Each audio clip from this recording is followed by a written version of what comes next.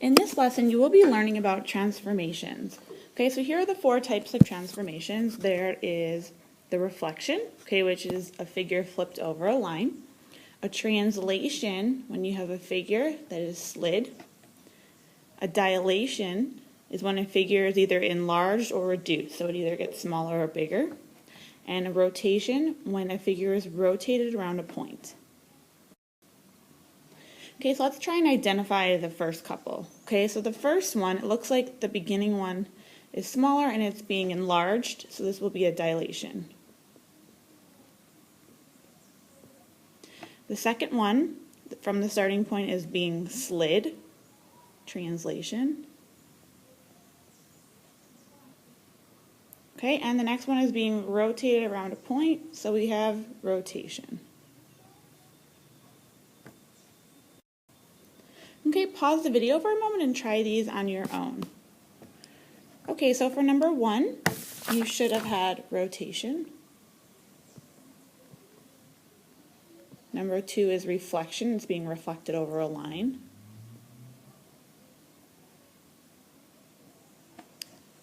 Part C is being enlarged, dilation. Okay, and part D is being slid, translation.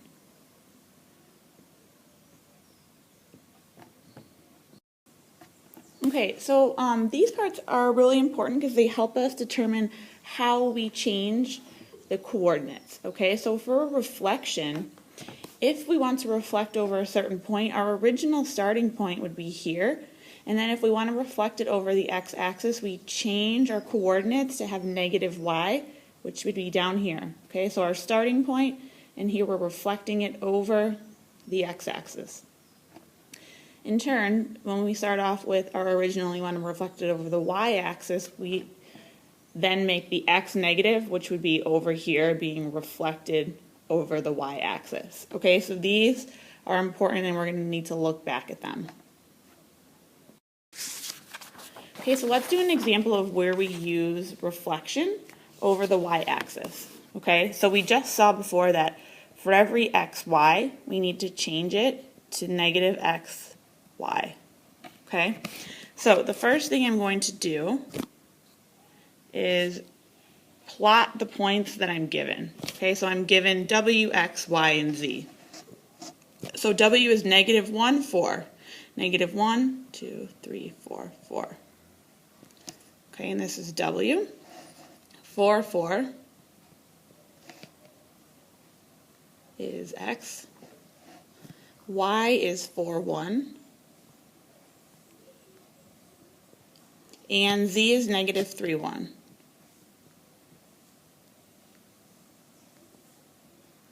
Okay, so here is my trapezoid.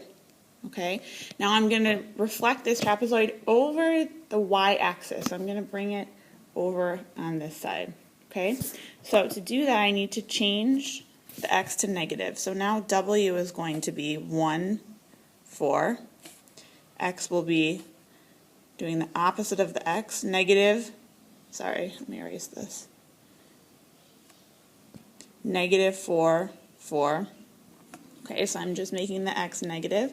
Negative 4, 1, and z is 3, 1. Okay, so I'm going to use a different color. All right, so let's plot w, 1, 4. X is negative 4 and 4. Y is negative 4, 1. And z is 3, 1. Okay, so here again we can see that our trapezoid is being reflected over the y-axis. Okay, translations. So translation is when you're going to start off with your original, and because you're sliding it, you're going to either add or subtract a value to x and add or subtract a value to the y. Okay, and this will be given to you saying, for example, like slide up 3 and to the left right, or to the left 5. Okay. Okay, so here we're going to start off with the xy. Okay, and we have to determine how it's being changed. So find the coordinates of the vertices of the image if it is translated 3 units to the right. Okay, so we know that if our coordinate plane is here and we're going something to the right, we're changing the x, so we're adding 3. And 5 units down. So from here, if we go down, we're changing the y value. Since it's down, we're going y minus 5. Okay, so now we can plot on our graph. So I'm first going to graph the original points that were given to me for the triangle. So -2, 1. 2, 4.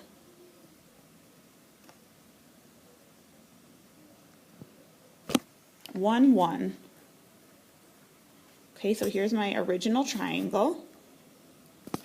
Okay, now I'm going to translate it. So those points for A, instead of -2, I need to do -2 plus 3, which gives me 1. And then I need to do 1 minus 5, so -4.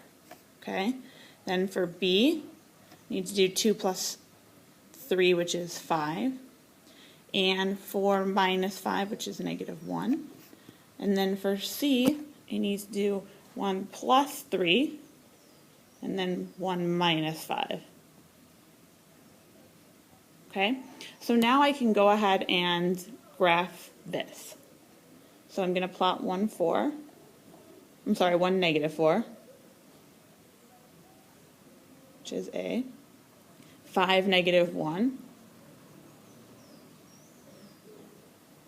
And -4, -4. I'm sorry, 4, -4 is C. 4, -4. Okay, so here you can see that it looks like it's been slid from here to here. I've translated it 3 units to the right and 5 units down. Okay, so for dilations, we multiply by the multiplying factor. Okay, so we start out with the original, xy, and we multiply, if it's being enlarged by 2, we multiply it by 2. If it's being reduced by 1/2, we multiply by 1/2. Okay, so let's go ahead and see what this looks like.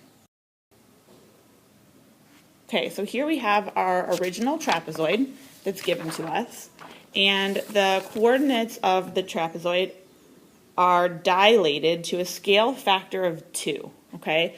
So when we have a scale factor of 2, it means we're multiplying by 2. So we have xy, and then how we're going to change that is we're going to do 2x and 2y, because we're multiplying it by a scale factor of 2. Okay, so before we do that, I'm going to go ahead and graph the original, which is up here. So E is -1, 2. F 2, 1. G is 2, -1. And H is -1, -2. Okay, so here is my trapezoid. Now I'm going to multiply everything by a scale factor of 2. Okay, so for E, I now have -2, 4. Multiply both of them by 2. F becomes 4, 2. G, 4, -2. And H, -2, -4. Okay, so if I go ahead and graph here, -2, 4. This will be E. F is 4, 2. G is 4, -2. And H is -2, -4. All the way down here. Okay, so now when I connect, I can see that my trapezoid is twice as big. It's been enlarged by a scale factor of 2. Okay, and the last one is a rotation. Okay, so there are 2 options for rotation. So to rotate 90 degrees, we have -y and x. So here, we're just flipping to -y and x. Okay, for a rotation of 180 degrees, we're just completely diagonal from where we started from, which is here. So we just have -x and -y. Okay, so we see that we're going to rotate 180 degrees. Okay, so if we look back where we just were, for 180 degrees, you're just going to put negative x and negative y. Okay, so to start, let me draw my triangle with the original points, A, B, and C. 1, negative 3, 3, 1, and 5, negative 2. Okay, my original triangle, and now I'm going to rotate it 180 degrees. So now my A will become negative 1, 3. My B, negative 3, negative 1. C becomes negative 5 and 2. Okay, so if I go ahead and graph my rotation, I have negative 1 and 3. B is negative 3, negative 1.